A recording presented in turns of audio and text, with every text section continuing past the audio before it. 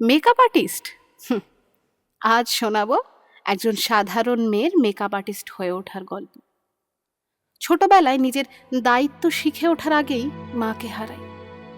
মা চলে যাওয়ার সময় যারা দায়িত্ব নিয়ে বলেছিল, এত ভেবো না, আমরা তো তোমার মায়ের মতোই, তারা যে সব থেকে বড় মিথ্যেবাদী তা বুঝেছিলাম মাস 6 মধ্যে। বছর ঘুরতে না ঘুরতেই বাবা আবার বিয়ে করলো। ঘরে নতুন মা এলো। নতুন মাকে নতুন মা বলেই ডাকতাম। ভাবলাম মায়ের অভাব এবার ঘুচবে, কিন্তু হলো উল্টো। হাজার অত্যাচারে পড়াশুনো বন্ধ হওয়ার উপক্রম। তখন আমার মাধ্যমিক টেস্ট চলছে। আমার ইতিহাস পরীক্ষার আগের দিন আমার সমস্ত বই পুড়িয়ে দেওয়া হলো। পরীক্ষা দেব কিভাবে সেটা নিয়ে খুব ভয় পেয়ে গেছিলাম। তবুও পরীক্ষাটা দিতে চাই। পরীক্ষা দিয়ে বাড়ি ফিরে এসে দেখি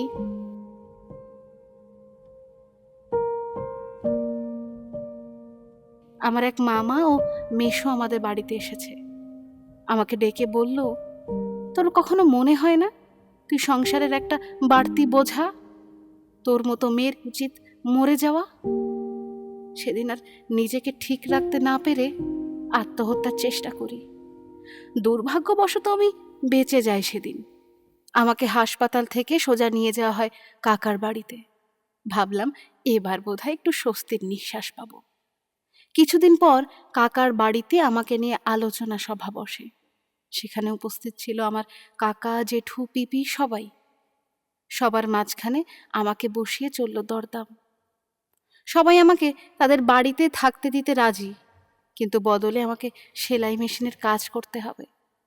আমি বলেছিলাম আমি একটু পড়াশুনো করতে চাই। উত্তরে সবাই বলল, এমনিতেই তো তুই কালো, পড়াশুনো করে আর কি হবে?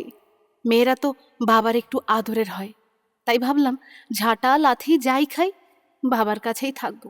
দিনে অন্তত বাবাকে একটিবার তো দেখতে পাবো। এইভাবেই চলতে চলতে জীবনের নতুন অধ্যায় শুরু হয়। আমার জীবনে একজন নতুন মানুষের আবির্ভাব ঘটে। সবকিছুই খুব সুন্দরভাবে চলছিল। মনে হচ্ছিল স্বপ্নের জগতে আছি।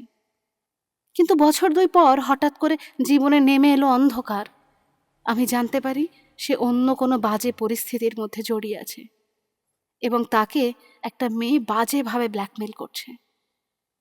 আমি সবটা জেনে ওই মহিলাকে বলি, তুমি এমন করো না, আমি ওকে ছাড়া ভীষণ অসহায়। সে তখন আমায় অকথ্য ভাষায় গালাগালি করে। এই অপমানটা আমি নিতে পারিনি। ধীরে ধীরে আমি অসুস্থ হয়ে যাই। দুশ্চিন্তা আমায় গ্রাস করে। এতটাই অসুস্থ হয়ে যাই যে ডাক্তারের ওষুধেও একসময় আর কোনো কাজ হচ্ছিল না। তখন ডাক্তারবাবু আমায় বলেন, আমার ওষুধে হয়তো কাজ করবে 40%, কিন্তু তোমার চেষ্টা দরকার 60%। নিজেকে কোনো কাজের মধ্যে ব্যস্ত করে তোলো। তারপর থেকেই আমার এই মেকআপ আর্টিস্টের জার্নি শুরু। আমি নিজের 100% আমার এই কাজের মধ্যে দিয়েছি। নিজের গয়না বন্ধক রেখে টাকা ধার করে স্টুডিও করেছি। অনেক বাধা এসেছে, কিন্তু আমি আমার কাজে অনড় ছিলাম। সব থেকে অবাক হই কখন জানেন? যখন দেখি যে মানুষগুলো আমার পরিচয় দিতে একসময় লজ্জাবোধ করত, আজ তারাই আমার পরিচয়ে নিজের পরিচিতি স্বীকার করে। আজ সবার ভালোবাসায় আমি যেটুকু করতে পেরেছি, তার জন্য আমার সকল শুভাকাঙ্ক্ষীদের কাছে আমি আন্তরিকভাবে কৃতজ্ঞ।